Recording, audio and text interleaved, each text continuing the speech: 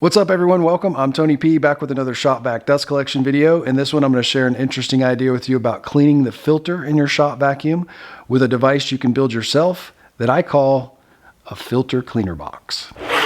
So there are a few other things besides the filter cleaner box that we need to pull this off.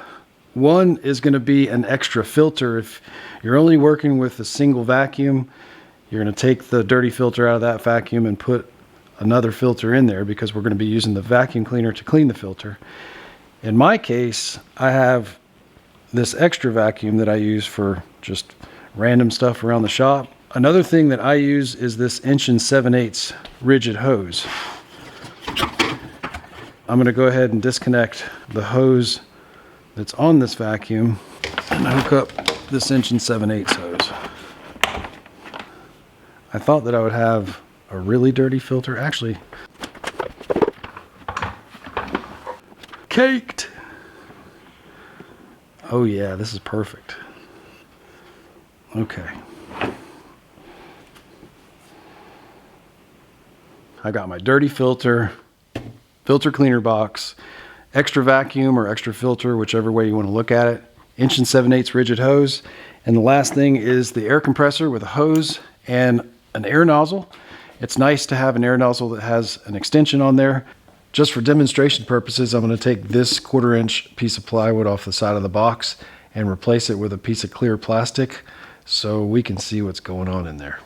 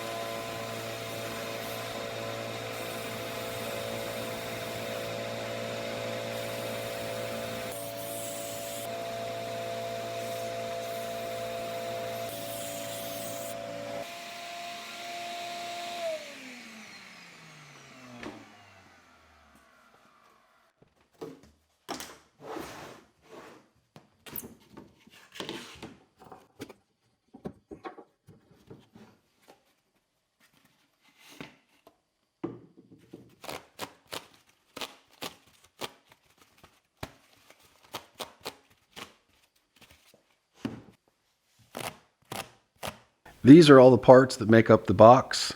The top, the bottom, these are all the sides. This is the spindle, and this is the spindle lock. I'm building this box according to the size of the regular rigid filter. So if you've got a different filter that's smaller or taller, you'll have to modify your box to fit your filter.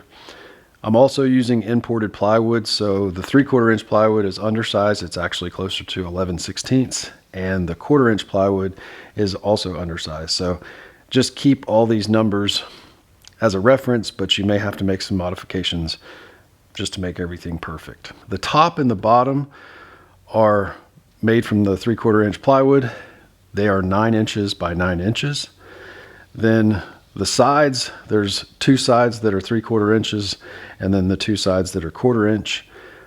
The 3/4 sides are 11 by 9, and then the 1/4 sides are 10 3/8 by 11. So now I'm going to go over all the individual parts and give some specific information about each one. This is the top of the box. I've got pocket screws that I'm using to attach it to the sides. I put my pocket screws on the inside. It would actually be better to put the pocket screws on the outside if you end up using pocket screws, because there's barely enough room to get the screwdriver in there to attach them. I'm using this right angle impact driver, and it really barely fits. So if you do use pocket screws, it's probably better to use them on the outside of the box, or you could just nail the box together or screw it from the outside, whichever. In the middle, there's a hole, so I just drew a line from corner to corner to find the center. And this hole is the hole that the lock goes through, and it needs to be oversized so that there's not a lot of friction. The lock itself is made from a 3/8 dowel, so this hole needs to be larger than the 3/8 dowel. This is the bottom of the box. It's basically the same, 9 by 9. Found the center, and then there's a piece of 3/8 dowel in the center here that goes down about 3/8 of an inch deep, and it sticks up roughly 9/16. I've kind of rounded it off so there aren't any sharp edges on the dowel. And it corresponds with the spindle, which has a hole in the top and bottom.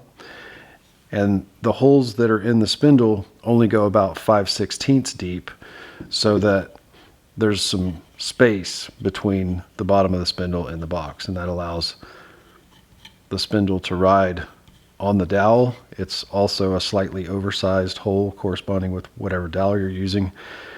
I'm using 3/8 dowel, and then there's a slightly oversized hole here. And both the top and the bottom of the spindle need to have the same depth hole drilled in it so that it'll work whether it's upside down, no matter which way you put the spindle in there. I put the pocket screws on the inside of the bottom of the box as well. I would put them on the outside so you've got clearance, same thing, or shoot it together or just screw it from the outside. But the spindle, you can see, has about 1/4 of an inch of clearance at the bottom. And then when the top of the box goes on, there's about an inch of clearance at the top. And then when the lock is engaged, works something like this. This is the vacuum side of the box. It's 9 by 11. There's a hole that's about an inch off of the side and about an inch off of the bottom that's located on the right side of the box. This is an 1 3/4 inch hole that allows that 1 7/8 rigid hose to fit directly into it. If you've got an 1 3/4 Forstner bit or possibly an 1 3/4 hole saw bit, that's what I would recommend for this.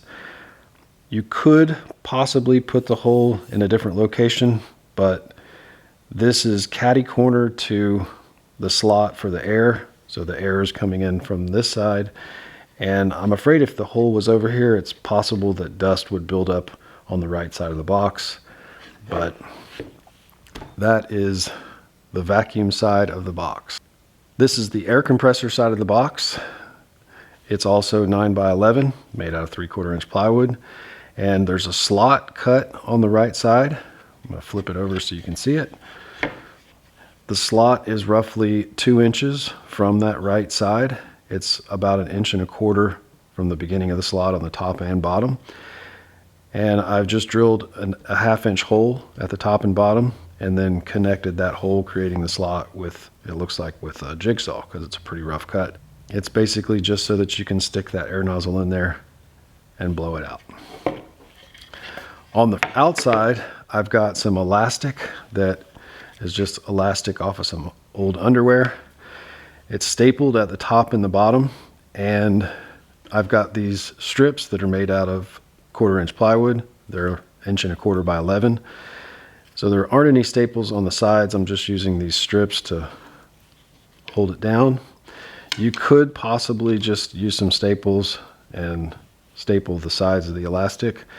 But the idea here was to seal that up, not only so dust wouldn't blow out of the slot, but also to make it so that the vacuum port worked better by sealing off the hole. It is possible that it would work without the elastic, but I just ended up putting the elastic on there. I've never tried it without it.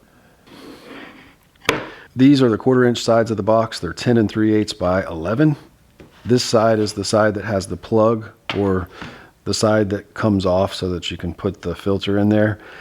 I would actually put the box together and then get the number for the plug. It's roughly 9 by 9.5, but you do want to make sure that it's a nice snug fit.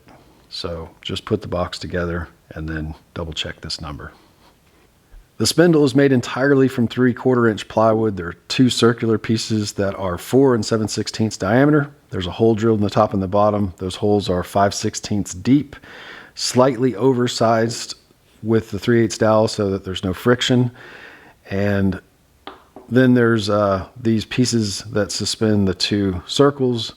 These are 1 7/16 by 7. They're glued and nailed into place, creating an overall height of 8 3/8, which is the perfect size to fit into the filter. Then the lock is made up of a piece of 3/8 dowel. I've got this circular piece on here as a collar. It doesn't have to be a circular piece. You could just make it a square. What's important is that there's 2 inches sticking out on the bottom so that it engages with the spindle.